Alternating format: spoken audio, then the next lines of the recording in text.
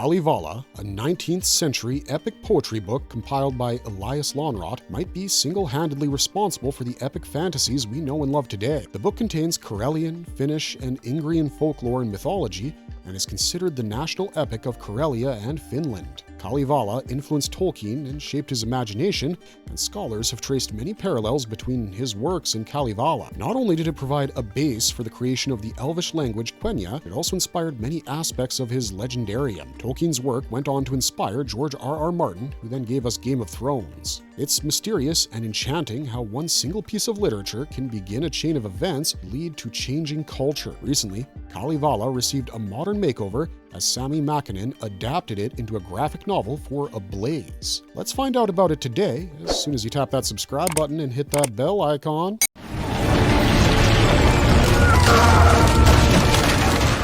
Vainamoinen. As Kalevala is a collection of tales, the graphic novel also narrates a bunch of tales that have some sort of connection or continuity. The first story is about Vainamoinen, a wise sage and demigod. Vainamoinen was born when Ilmatar, also called Luonatar, the daughter of the Ether, stepped down from the sky onto Earth as she was lonely in the sky. On Earth, the wind and the sea impregnated her, and she was with child for over 700 years. Finally, that child, Vainamoinen, grew impatient and fell into the sea. After spending 9 years being carried by waves, wise old Vainamoinen reached a barren land and began to cultivate it. Water fairies reaped the reeds and helped him with his work. Once, Ikuturso, the sea monster that burned everything, attacked, and from the cinder dust it left behind, a seedling rose. This seedling grew into a tree so tall and wide that it blocked the sky, allowing no light from the sun or moon to touch the earth. So, Vainamoinen asked his mother to send waterfolk to axe the huge tree. Luonatar responded. Thumb-sized man walked out of the water. As he walked to the tree, he grew rapidly and his head reached the skies. He axed down the tree that had mystical and magical powers, and the wind blew the wood shavings to Pohjola, where the witch Louhi used them to make arrows.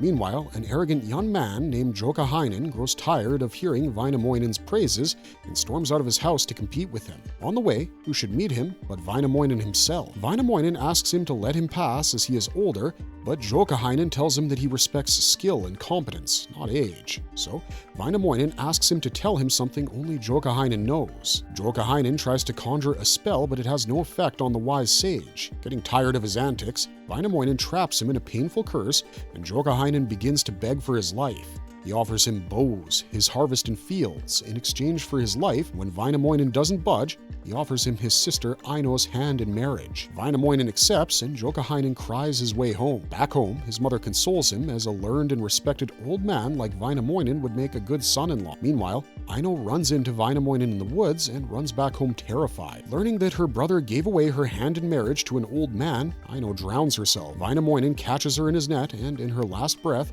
she tells him to go to the Pohjola daughter's home. On his way to Pohjola, Joukahainen shoots an arrow at Vainamoinen as revenge and tells his mother that Vainamoinen will never wander the woods of Kalevala again. Vainamoinen falls off his ride and into the ocean, where an eagle saves him and drops him in Pohjola. Louhi cares for him and offers to help him go home if he forges the Sampo, magical pillar, for her. She even offers him her daughter. Vainamoinen tells her that the only one who could forge the Sampo is Ilmarinen, the blacksmith, who had also forged the sky. Louhi sends him back with the promise that he'll send Ilmarinen. On his way back, he meets Louhi's daughter and asks her to accompany him to Kalevala. The young maiden says that she'll only marry someone who could make a ship from the splinters of the spindle and the fragments of her distaff, launch it without touching it. He takes on the challenge, but Louhi curses him to forget it, as she thinks that he wants the maiden without fulfilling his part of the promise. Vainamoinen, having no memory of the maiden, asks Ilmarinen to go to Pohjola, but Ilmarinen says that he'd never visit that wretched land. Vainamoinen tricks him and sends him there with the wind. Once there,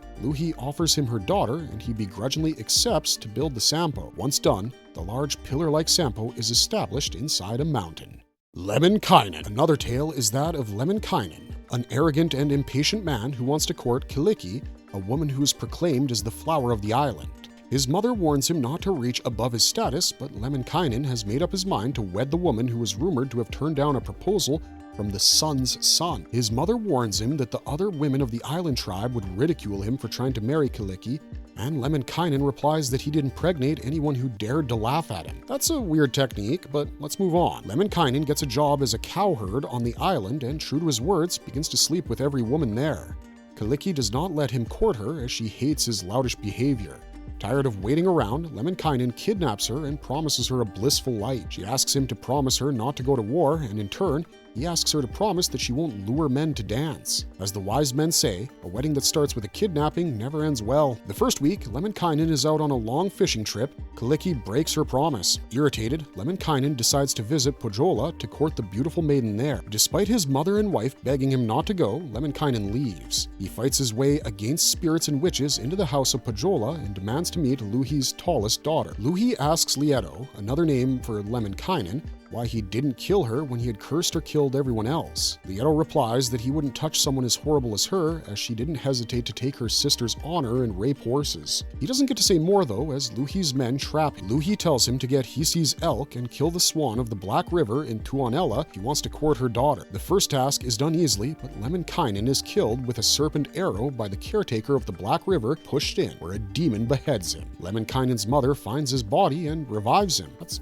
lucky, we guess. The Pohjola Wedding. Having remembered the Pohjola Maiden's task, Vainamoinen gets to work on the ship, but realizes he needs 3 more words for his spell. For these words, he searches the brains of swallows, deer, and swans, and even looks in Tuoni, the house of death. The queen of Tuoni, Tuonetar, sends him away with no words, and he's forced to awaken the wise Vaippunen. As he yawns, Vainamoinen enters his stomach and only agrees to leave if he hears thousands of his incantations. Vaippunen complies, and Vainamoinen gets the words to finish his spell. As he heads to Pohjola to claim his bride, Ilmarinen gets the news and joins him. They made a pact that since both of them had been promised Louhi's daughter, they would let her decide. Pohjola chooses the blacksmith, much to the irritation of her mother. To deter him from marrying, Louhi asks Ilmarinen to plow the field of vipers, bring the bear of Tuonela, bridle the wolf of Manala, catch the giant pike from the Black River of Tuonela with no tackle. The maiden comes to Ilmarinen's help and asks him to use a golden plow, an iron halter, a steel bridle, forge a mighty eagle for all the tasks respectively. These hints help, the tasks are completed, and a wedding is held for Ilmarinen, while Vainamoinen returns home alone in his ship with tears in his eyes. The wedding preparations are so grand that a smoke rises over Pohjola and alerts Lemminkainen, who has been left out of the invitation because of his sleazy ways. Lemminkainen decides to visit anyway, despite his mother's warning that Pohjola is surrounded by traps and poles where all but one have a head on top. Lemminkainen doesn't heed the warning and, with the help of brute force and spells, makes it to the house of Pohjola, where a party full of alcohol, sex, and merriment is underway. When Loaus, Louhi's husband, tries to stop him, Lemminkainen beheads him and mounts his head on the empty pike. With Louhi's soldiers on his tail, Lemminkainen flees and tells his mother of his predicament. The wise old woman has another plan and asks him to hide on the island in the middle of the ocean for 3 years. Kullervo. The next tale, one that takes a bit of a break from Ilmarinen, Vainamoinen, and Lemminkainen, is that of Kullervo. Long ago, there were 2 brothers, Kullervo and Untamo, and their clans clashed often. Untamo gained superiority and had every single person in Kullervo's clan killed except his pregnant wife. When she gave birth to her son, Kullervo, Untamo planned his death, but the boy survived hanging, drowning, and burning. Tired, Untamo sold him as a slave to a blacksmith. The blacksmith and his wife mistreated Kullervo, but he waited with great patience. One day, he got his chance as wolves escaped the blacksmith's wife.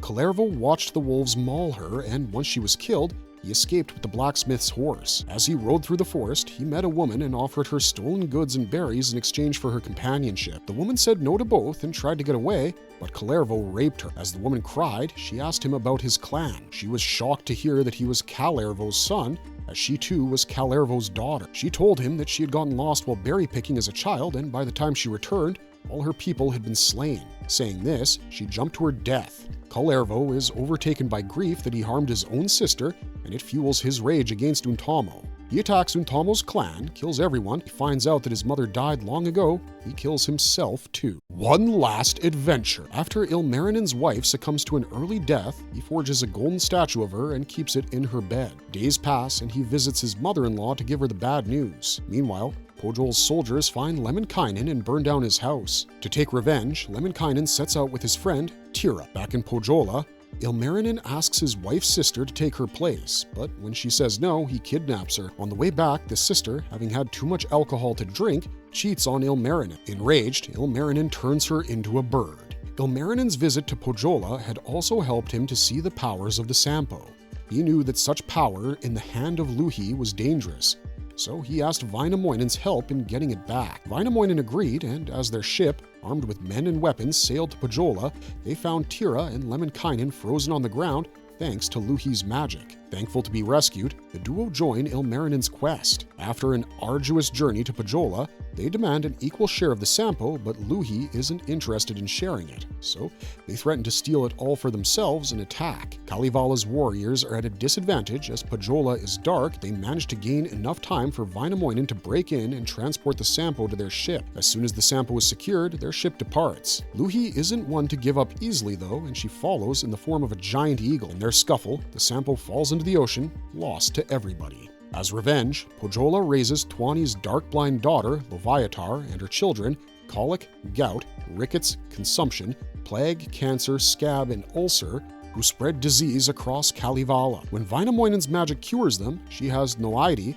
a shaman, steal the sun and the moon. Vainamoinen asks the oracles for the location of the hidden sun and moon and sets out with Lemminkainen, Ilmarinen, and Tira once more. Pohjola's armies are ready for their arrival, and a fierce and bloody battle later, Vainamoinen releases the sun and the moon. As everybody rejoices about the return of light, Vainamoinen senses the birth of another sage and tells Ilmarinen that he must lead. Ilmarinen asks whether he should forge another Sampo. Vainamoinen asks him to never make another one and sails into the darkness of space.